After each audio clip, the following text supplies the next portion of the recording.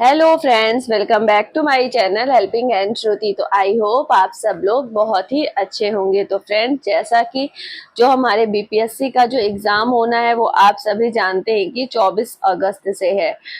काफी ज्यादा बच्चों के मन में डाउट है, क्योंकि मैंने कल ही आप लोग को बताया था कि 4 लाख बच्चों के आसपास ऐसे बच्चे हैं ना जिन्होंने मतलब बीएड का फॉर्म फिल किया, बीएड वाले हैं, और जिन्होंने वहां बीपीएससी में अपना फॉर्म फिल किया हुआ है प्राथमिक में। तो क्या अब वो लोग पेपर देने जाए नहीं जाए, अब क्या होगा? क्योंकि सुप्रीम कोर्ट का जो फैसला आया है वो तो आप लोगों को पता ही है कि सुप्रीम कोर्ट ने ना प्राथमिक से हमारे बीएड अभ्यर्थियों को बाहर कर दिया है। तो ऐसे में क्या करना चाहिए? उनको एग्जाम देना चाहिए, नहीं देना चाहिए? तो ऐसे सारे जो डाउट्स है ना वो अभ्यर्थियों के मन में बने हुए हैं। बहुत से बच्चे ऐसे हैं ना जिन्होंने बीएड भी किया था और बीटीसी भी किया था, तो उन्होंने अपने प्रमोशन के चक्कर में आ करके बीटीसी न भरते हुए बीएड को क्वालिफिकेशन में भर के फॉर्म फिल कर दिया। तो वो बच्चे तो और ज्यादा परेशान है कि उनके पास बीटीसी होते हुए भी उन्होंने बीएड भर दिया। तो क्या अब उनका क्या होगा? क्या वो भी पेपर से बाहर हो जाएंगे? तो ऐसे बहुत से बच्चों के मेरे पास कमेंट भी आ रहे थे। बच्चों के मन में ना बहुत से डाउट्स चल रहे हैं। तो मैंने सोचा क्यों ना मैं एक वीडियो के माध्यम से बता के आप लोगों के सारे डाउट्स जो है वो क्लियर कर दूं। तो देखिए, वीडियो बहुत लंबा नहीं होगा, छोटा सा ही होगा, तो प्लीज वीडियो को स्किप मत करिएगा, वीडियो को पूरा एंड तक जरूर देखिएगा। और अगर आप मेरे चैनल पर पहली बार आए हैं तो मेरे चैनल को सब्सक्राइब करिएगा, और अगर आपको मेरा वीडियो अच्छा लगता है तो मेरे वीडियो को लाइक करिएगा। तो देखिए फ्रेंड्स, मैं अगर बात करूं सबसे पहले तो उन बच्चों की जिन्होंने बीएड और बीटीसी दोनों किया है, लेकिन जो उन्होंने बीपीएससी के फॉर्म में ना क्वालिफिकेशन में बीएड से भर दिया लालच के चक्कर में कि उससे हमको प्रमोशन मिलने में इजी होगा। तो अब वो पूछ रहे हैं कि मैम हमारा क्या होगा? तो देखिए, जिस हिसाब से आपकी डेट जो है वो 24 तारीख है एग्जाम की, तो अब बीपीएससी दोबारा से तो अपनी साइट नहीं ओपन करने वाला कि आप अपने फॉर्म में करेक्शन कर सके। तो देखिए, अब पता नहीं उसका क्या होगा, इसके बारे में तो अभी कोई नोटिस भी नहीं है। और जैसा कि आप सभी देख पा रहे हैं कि मतलब बीपीएससी काफी ज्यादा जल्दी में है एग्जाम कराने की। जैसा कि मैंने आपको कल ही एक ट्वीट दिखाया था अतुल प्रसाद जी का, जो बीपीएससी के हमारे चेयरमैन है। उन्होंने कहा था कि अभी ना तो कोई स्टे है और ना ही हम कोई स्टे लगाने के मूड में, हम पेपर अपने नियत समय पे ही कराएंगे। तो आप भी देख रहे होंगे कि बिहार में ना पेपर कराने को लेके काफी जल्दी में है। उसके देखिए 2 रीजन है। अगर मैं आपको बताऊं तो देखिए उसके ना 2 रीजन है। अगर एक रीजन मैं बताऊं तो देखिए, वहां पे ना जो चुनाव है, सबसे बड़ा रीजन तो यहाँ पे वो है। आप भी जानते हैं कि वहां पे हमारा विधानसभा का भी चुनाव है और लोकसभा का भी चुनाव है। तो जिस वजह से वो लोग सोच रहे हैं कि कितनी जल्दी हम एग्जाम करा ले। और दूसरा अगर मैं बात करूं, चूंकि देखिए अभ्यर्थी अब बीएड वाले तो बाहर हो गए हैं, तो ऐसे में इनको कुछ दिन का वेट कर लेना चाहिए कि जैसे भाई हमारा जो नया एनसीटी की जो नया गजट आएगा उसके हिसाब से इन्हें अगर ये कुछ दिन वेट कर लेते तो ठीक रहता। लेकिन ये वेट करने के मूड में नहीं है, ये एग्जाम कराएंगे। अब एग्जाम में इन्होंने अभी तक ऐसा कोई भी नोटिस नहीं निकाला है कि बीएड अभ्यर्थी एग्जाम नहीं दे पाएंगे या बीएड अभ्यर्थी एग्जाम देंगे। इन्होंने इस रिगार्डिंग कोई भी नोटिस नहीं निकाला है।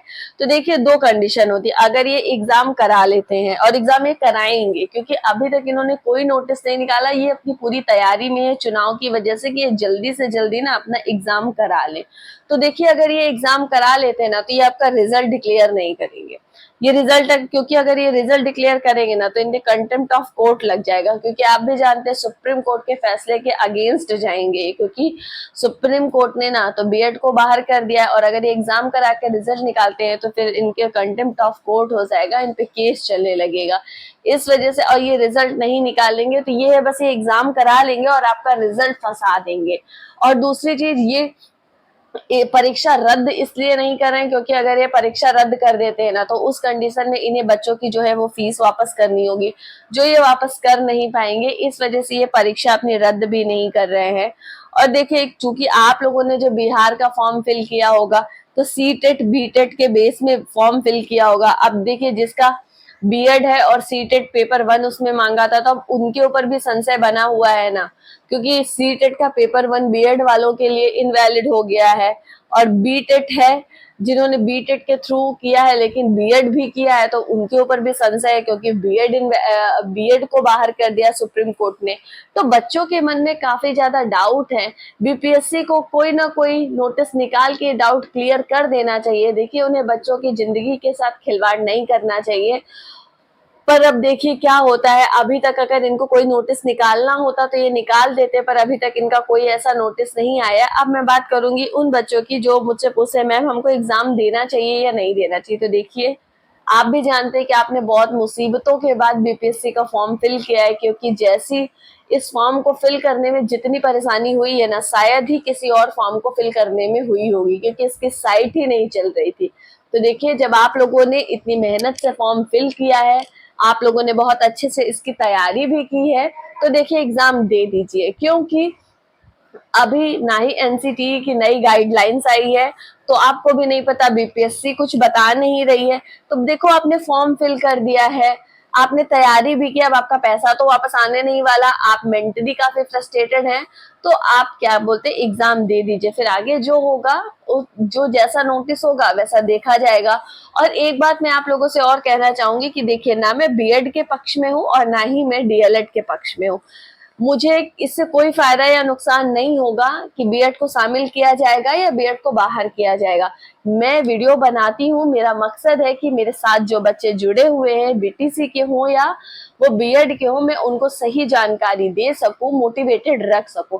बाकी मैं किसी के पक्ष या विपक्ष में बिल्कुल नहीं हूँ कि मैं बीएड वालों के पक्ष में हूँ या बीटीसी वालों के पक्ष में हूँ। तो देखिए, मैं एकदम निष्पक्ष होके बोल रही, जो मतलब जो चीजें सही है। देखिए, अगर बीएड वाले हैं, अगर उनको सुप्रीम कोर्ट ने बाहर कर दिया है, तो बीपीएससी को चाहिए कि भाई एक नोटिस निकाल दे उन बच्चों के साथ, और क्यों उनकी फीलिंग्स के साथ खेले। बाकी मेरा किसी के साथ कोई पर्सनल अटैचमेंट नहीं है कि नहीं इनको बाहर कर देना चाहिए या इनको अंदर ले लेना चाहिए। तो प्लीज इन सब से वो करिएगा, कोई भी कमेंट में ऐसे कमेंट आप लोग मत करिएगा कि जो मतलब अच्छे नहीं लगते देखने में। तो बस इतनी सी, देखिए मेरा कोई पर्सनल किसी के साथ कुछ भी नहीं है या पर्सनल दुश्मनी नहीं है कि नहीं बीएड वालों को बाहर कर दो या बीएड वालों को ले लो। देखिए, सुप्रीम कोर्ट ने भी अगर कोई डिसीजन लिया है, सुप्रीम कोर्ट को भी डिसीजन लेने में ना 5 साल का समय लगा है। आप भी जानते हैं कि 2018 में जबरदस्ती केंद्र सरकार ने बीएड को प्राथमिक में शामिल कराया। सबसे बड़ी गलती तो देखिए वहां 2018 में ही करी। अगर भाई जब आप लोगों को बीएड को बाहर निकालना ही था तो आप लोगों ने क्यों उसको शामिल किया, अपना चुनावी मुद्दा बना के। 2018 में तो इन्होंने जबरदस्ती बीएड को शामिल कर दिया और अब सुप्रीम कोर्ट ने उसको सही ना पाते हुए बाहर निकाल दिया। देखिए, क्योंकि जब हम डीएलएड करते हैं ना, तो हमको 1 to 5th वाले बच्चों को पढ़ाने की ट्रेनिंग दी जाती है। हमें पूरा पेडागोजी वगैरह सब कुछ उसके हिसाब से कि हम बच्चों को कैसे संभालेंगे, कैसे उनको ट्रेन करेंगे, सब चीजें दी जाती है। बट जब हम बीएड करते हैं तो हमें 6 to 8 के बच्चों के अकॉर्डिंग वो किया जाता है। तो ये सब देखते हुए सुप्रीम कोर्ट का जजमेंट देखिए, आप लोग को एक बार बहुत अच्छे से पढ़ लेना चाहिए। उसमें एक एक पॉइंट बहुत अच्छे से मेंशन है। जिस किसी ने भी अभी जजमेंट नहीं पढ़ा हो तो मेरे टेलीग्राम चैनल पे मैंने डाल दिया है, तो आप लोग प्लीज उसे एक बार समय निकाल के अच्छे से पढ़ लीजिए, तो आप लोगों के बहुत से डाउट क्लियर हो जाएंगे। तो देखिए, तो सुप्रीम कोर्ट ने भी यही किया कि उनकी मतलब जब उनको ट्रेनिंग दी गई है बच्चों को प्राइमरी के बच्चों को पढ़ाने की, तो बीएड वाले उसमें कैसे पढ़ा सकते हैं। तो यही सब हवाला दिया है सुप्रीम कोर्ट ने भी। तो देखिए, सुप्रीम कोर्ट ने भी अगर जजमेंट देने में इतना समय लगाया है तो कुछ सोच समझ के ही लगाया होगा।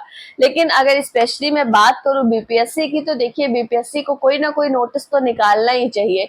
ये चीज तो गलत है ना कि भाई आप चुनाव के चक्कर में बस एग्जाम कराए ले रहे हैं, बच्चों की भावनाओं के साथ खेल रही है। केवल एग्जाम कराएंगे, आप देख लीजिएगा, ये उसका रिजल्ट नहीं निकालेंगे, रिजल्ट अपने पास रोक के रखे रहेंगे, फिर पता नहीं कब ये रिजल्ट निकालेंगे।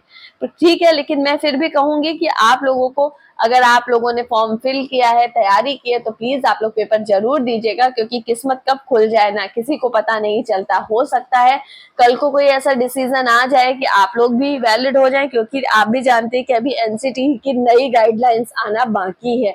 तब उस गाइडलाइंस में क्या होता है, हमारे नए गजट में क्या आता है, ये अभी किसी को भी नहीं पता। इसलिए अगर आप लोगों ने फॉर्म फिल किया है तो प्लीज प्लीज एग्जाम देने जरूर जाइएगा।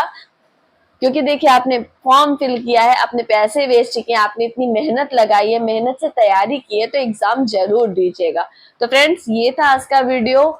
मैंने बहुत कोशिश की कि मैं आप लोगों के जो सारे डाउट्स हैं वो क्लियर कर सकूं। प्लीज डिमोटिवेट कोई भी मत होइए, मोटिवेटेड रहिए। जैसे ही अगर कोई भी नया अपडेट आता है या कोई नया ट्वीट आता है इनका, तो मैं आप लोगों को अपने इस यूट्यूब चैनल के माध्यम से बताने की कोशिश करूंगी। तो अगर आपको मेरा वीडियो अच्छा लगा होगा तो प्लीज मेरे वीडियो को लाइक करिएगा, और अगर मेरे चैनल पर पहली बार आए हैं तो मेरे चैनल को सब्सक्राइब करिएगा। तो फ्रेंड्स मिलते हैं अपने अगले वीडियो में।